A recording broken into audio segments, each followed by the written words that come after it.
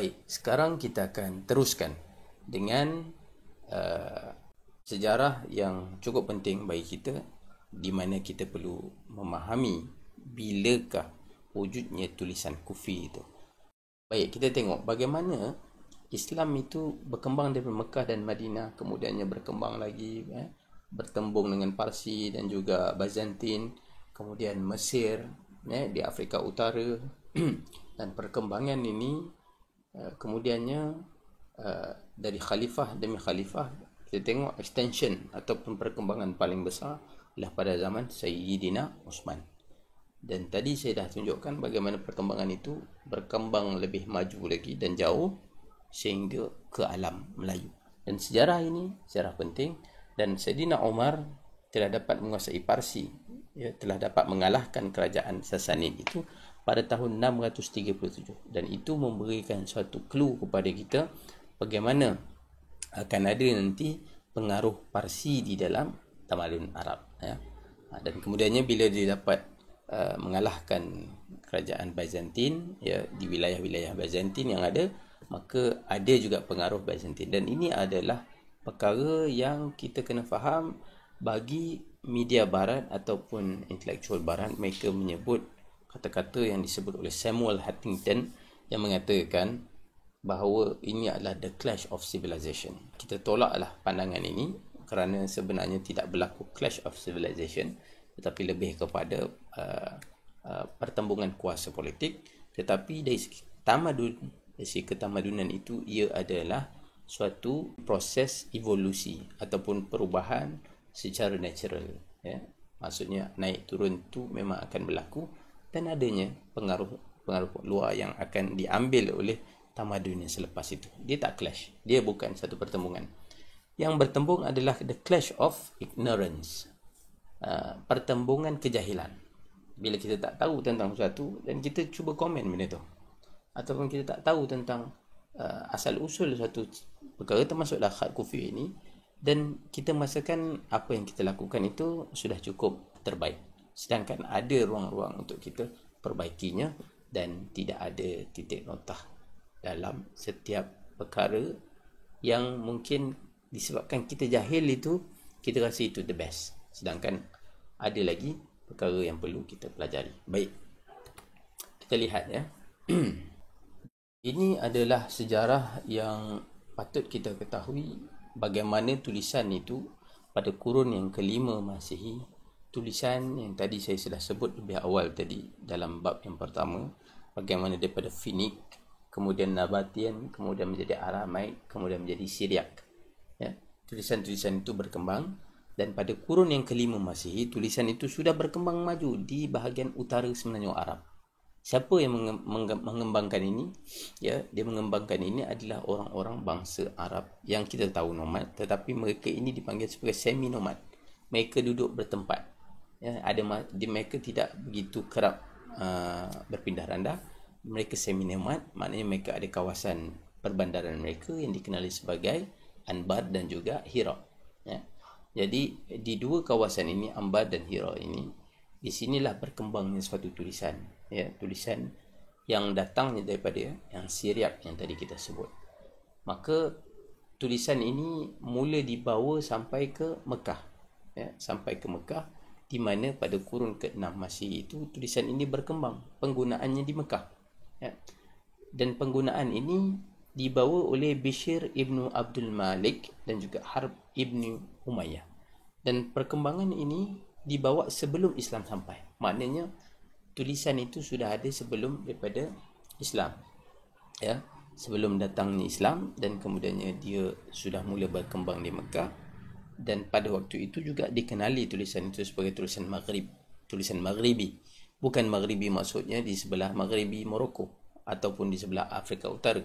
Ini sebelum Islam lagi, iaitu tulisan Maghrib yang dipanggil sebagai tulisan sebelah barat. Kerana sebelah timur mereka lebih kenal dengan tulisan-tulisan yang berbentuk kersif, ataupun yang berbentuk kita panggil tulisan-tulisan macam kita tengok tadi Pahlavi, tulisan Pahlawa dan tulisan Kawi dan sebagainya, tulisan-tulisan yang bukan bersegi, tapi tulisan di sebelah barat, tulisan maghrib ini tulisan yang bersegi, dan ini membezakan antara dua kategori, tulisan timur ataupun tulisan barat. Tulisan barat maghrib, kalau timur masyrik. Dan Harb Ibnu Umayyah inilah yang bertanggungjawab mengembangkan tulisan ini di kalangan kaum Quraisy, ya. Kemudian setelah Islam sampai, tulisan ini masih digunakan, dan kemudiannya apabila berlakunya hijrah ke Madinah, tulisan yang memang datangnya tadi daripada Mekah mula dibawa bersama-sama dengan gerombongan hijrah, ya, pergi ke Madinah, dan kemudian tulisan itu dibangunkan dan dikembangkan oleh Bani Aus, Khazraj dan juga Bani Thaqif.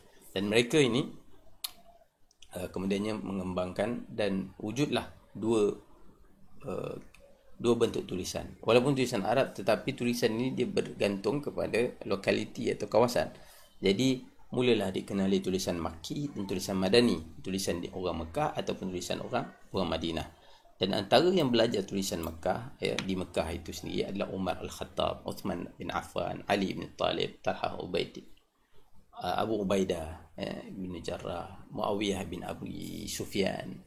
Dan tulisan yang terkenal di Madinah tak lain dan tak bukan yang kita juga kenal, Zaid bin Thabit, yang merupakan juru tulis bagi Nabi, ya. Dan ini tulisan-tulisan terkenal. Dan tulisan Arab ini adalah berbentuk geometrik, ya, berbentuk segi, dan kemudiannya mula bertukar menjadi curly ataupun kita panggil tulisan yang melengkuk. Dan tulisan melengkuk itu kemudiannya bertukar menjadi nama yang dipanggil sebagai tulisan ma'il, ataupun juga dikenali sebagai khat hijazi. Maknanya bukan sekadar geometri, tetapi dia ada lengkung sikit, sedikit. Dan dua jenis tulisan yang berkembang itu ditulis oleh Abul Faraj Muhammad Ibn Ishaq An-Nadim. Ya, An-Nadim ini adalah tokoh yang patut kita kenal, kerana gaya An-Nadim ini telah menyebabkan tulisan itu menjadi lebih dikenali ramai, ya. Tulisan yang pada waktu itu dikenali mengikut tempat, seperti mana tadi Anbar dipanggil tulisan Anbari, tulisan Hira daripada Hira, tulisan Makki tulisan daripada Mekah, ya. Tulisan Madani adalah tulisan datang pada Madinah. Dan apa yang ditulis oleh An-Nadim dalam kitabnya Al-Fihras, dia menuliskan di dalam bahagian pendahuluannya bahawa tulisan Arab yang pertama ialah Makki, ya. Kemudian Madani. Nampak? Tulisan Arab yang pertama diistilahkan bermula daripada Makki, kerana tamadun Islam itu sendirilah yang mengembangkannya di Mekah. Kemudian Madani, iaitu di Madinah, seperti mana yang kita tengok tadi. Dan kemudiannya Basri, tulisan di Basrah, dan kemudiannya barulah Kufah yang dikenali sebagai tulisan Kufi. Dan ada sedikit disebut alif Makki dan Madani, ya, ada sedikit berbeza, di mana digerakkan sedikit tangan ke kanan dan dipanjangkan garis, ya, dan agak condong sedikit. Dan ini yang disebut tadi perkembangan dalam tulisan, ya. Dan semua nama bandar ini adalah bandar-bandar utama kerajaan Islam yang tadi saya sebutkan tadi. Dan Ibn Nadim yang meninggal hidup zaman Abbasiyah ini merupakan orang yang bertanggungjawab dalam perkembangan ilmu linguistik, ilmu bahasa, ya.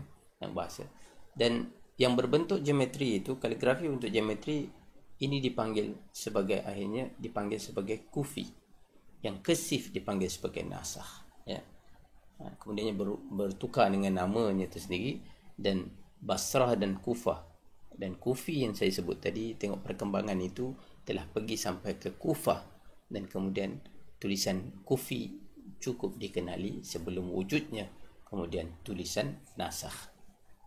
Jadi ada setengah orang yang keliru, sebab orang mengatakan tulisan Kufi berasal daripada Kufah. Tetapi kita kena faham, bila kita dah tengok sejarah ini, tulisan Kufi itu sendiri adalah tulisan Arab yang telah dikembangkan daripada tulisan Hiri ataupun Hira tadi, atau Anbari, tulisan yang telah mula ada dalam tamadun Arab sebelum Islam lagi, tetapi diperkemas dan dipercantikkan di zaman Abbasiyah di Kufah.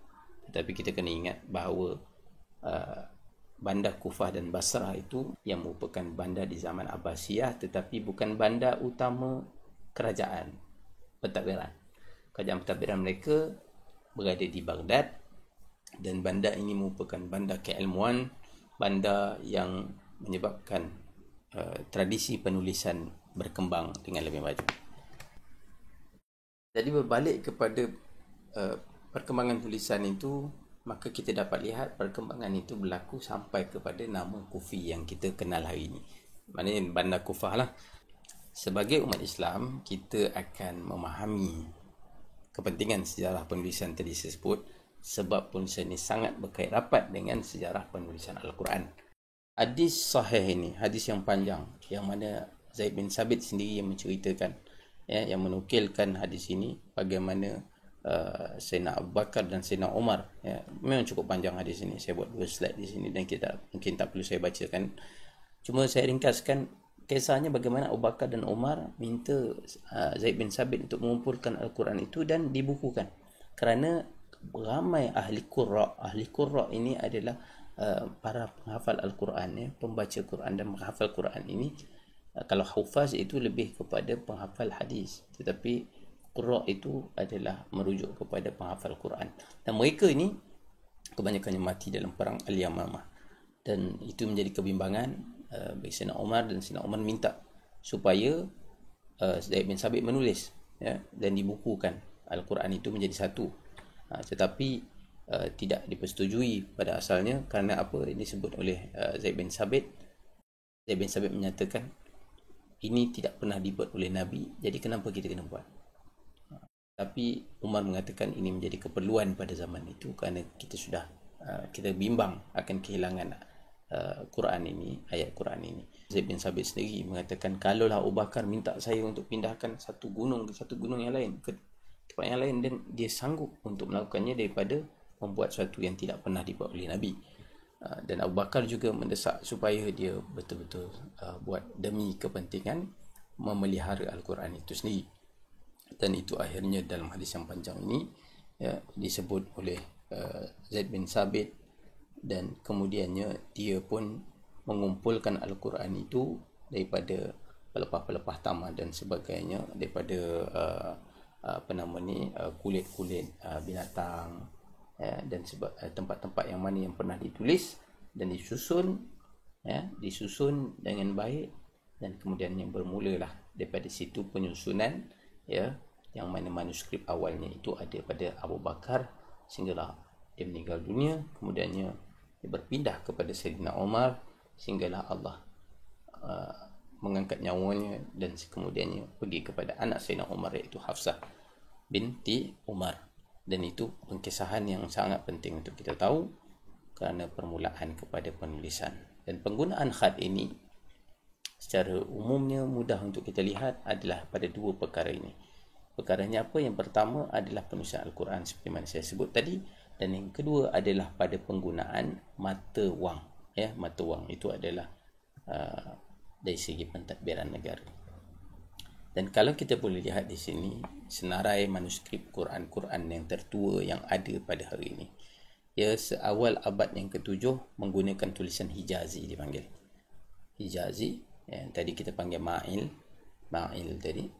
Dan bagaimana kebanyakan manuskrip yang ada ini tidak lengkap, ada yang sebahagian, ada yang sehelai dan sebagainya.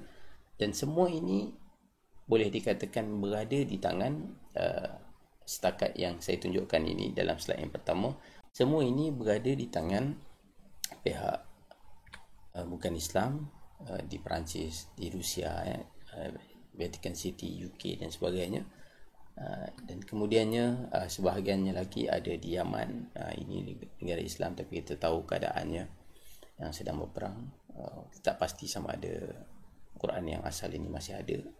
Abad yang ke-8, abad yang ke-7, abad yang ke-9. Kita tengok bila masuk abad yang ke-9, ini adalah abad ke-8, 9 dan seterusnya. Ini adalah Quran yang menggunakan tulisan Kufi. Yang dimasukkan adalah tulisan Hijazi. Tadi juga adalah tulisan yang bentuk geometrik juga. Jangan kita kata kalau kita hari ini kenal Kufi sebagai geometrik, maknanya Hijazi itu juga termasuk dalam Kufi. Cuma yang kita sebut Kufi kali ini pada abad ke-8, 9 ini adalah yang mana ditulis mengikut cara tulisan Kufah, cara tulisan Kufah. Dan itu ada di Topkapi Museum di Turki, ya, kurang 2 muka surat saja. Yang lain lebih tidak lengkap lah. Baik, ini antara contohnya. Ini adalah koleksi dari Perancis, tulisan Quran Hijazi yang tadi saya tunjukkan. Yang di sebelah kanan adalah tulisan Hijazi Sana'ah, ya, Sana'ah. Yang tadi kita tengok Hijazi sebelah kiri itu dia ada condong sedikit. Yang ini dia tegak, Sana'ah. Sana'ah ni di Yaman, ya. Dan kemudian ini juga tulisan Hijazi yang berada di dalam pemeliharaan oleh Birmingham, di Birmingham, ya. Ini adalah gambar bagaimana Quran yang tadi kita sebut, Quran abad yang ke-8, berada di Topkapi Museum di Turki dengan tulisan Kufi, dan ini pula Uzbekistan dengan tulisan Kufi. Dan ini antara yang terkenal, dipanggil sebagai The Blue Quran Andalus, ya. The Blue Quran Andalus ini berada di New York, juga merupakan tulisan Kufi. Dan Hasrat Imam ini juga merupakan tulisan Kufi. Ini panggil di Hazrat Imam di Uzbekistan. Dan juga satu lagi yang tadi saya sebut di Topkapi, Istanbul. Inilah yang saya sebutkan tadi, bagaimana tulisan itu berkembang, pengaruhnya cukup penting di dalam penulisan Al-Quran. Dan penulisan Al-Quran yang kita lihat tadi disebut sebagai tulisan Hijazi atau Kufi itu pada secara umumnya merupakan tulisan geometrik, ya, tulisan geometrik. Jadi kita sudah tahu, sudah kenal Kufi itu merujuk kepada bandar Kufah, tetapi tulisan Kufi yang kita kenal hari ini itu adalah merupakan perkembangan evolusi daripada tulisan Anbari ataupun Hiri yang lebih awal sejak sebelum Islam lagi. Dan perkembangan itu makin diperkemaskan dari semasa ke semasa.